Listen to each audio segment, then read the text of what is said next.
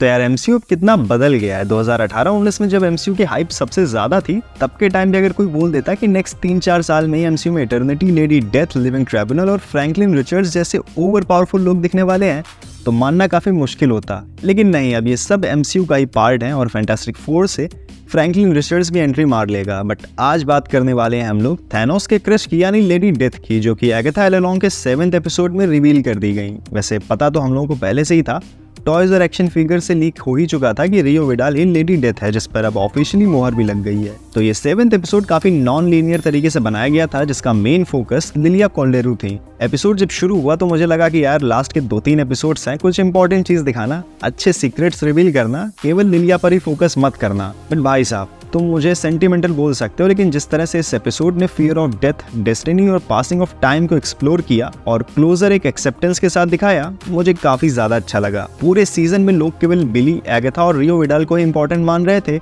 But लिलिया भी उतनी ही important थी प्लॉट के लिए। उसी ने बिली के ऊपर आइडेंटिटी प्रोटेक्शन सिजिल कास्ट किया था और लास्ट में सेलेम 7 को खत्म करके सेक्रीफाइस भी कर दी अपनी लाइफ। अब इनके कोवन में 4 लोग ही बचे हैं, एगाथा, बिली, जेन और डेथ। अब रियो विडाल ही डेथ है, इसकी कई हिंट्स थे थ्रू आउट द सीजन। जैसे कोवन में मरने वालों की बॉडीज लेने का जिक्र किया था उसने सीजन की शुरुआत में, जो कि लेडी डेथ का काम है कॉमिक्स में। इसके अलावा जब ओइजा बोर्ड पर डेथ मेंशन हुआ तो रियो की हंसी नहीं रुक रही थी और उसने ये भी कहा था कि उसने अपने किसी लव्ड वन को हर्ट किया था जबकि केवल वो अपनी जॉब कर रही थी। तो ये एगाथा के बेटे निकोलस स्क्रैच के मरने के बाद उसकी सोल को डेथ ने ले लिया था, इसका रेफरेंस था। यही सारी थ्योरीज थी जो कि 7वें एपिसोड में कंफर्म हो गई कि रियो विडाल ही लेडी डेथ है।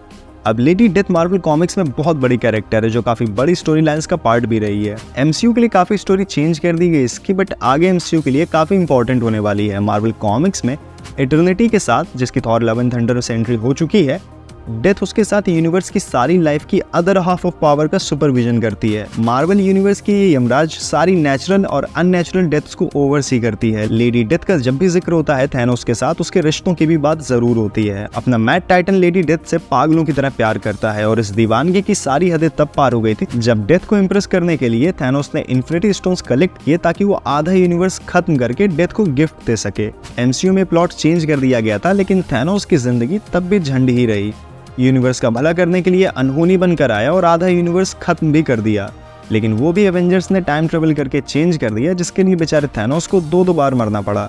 फिर जो महिला मित्र थी कॉमिक्स में, वो एमसीयू में एक दूसरी महिला की ही मित्र निकली। तो थैनोस का दर्द कोई नहीं समझ सकता है।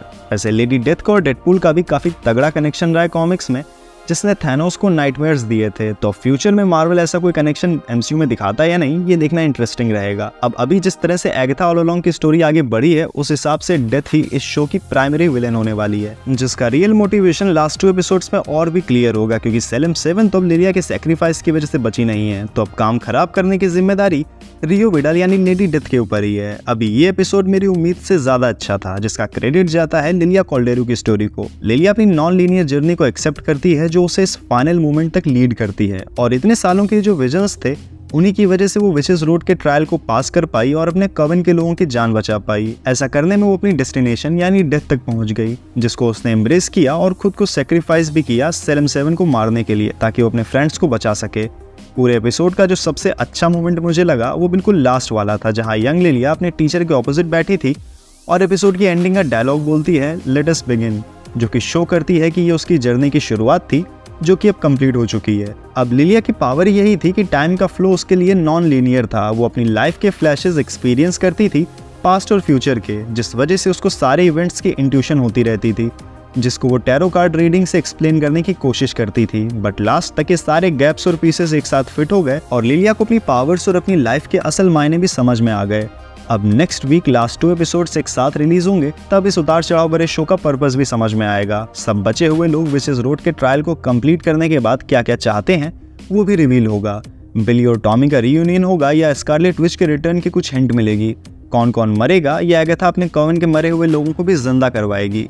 बहुत सारी चीजें हैं, देखते हैं क्या होता है। तुम भी अपने विचार और थ्योरीज बता डालो। तो ठीक है यार, अब आज इस वीडियो में इतना ही। मिलते हैं नेक्स्ट वीडियो में, तब तक देखते रहो ब्लू आई स्पेयर।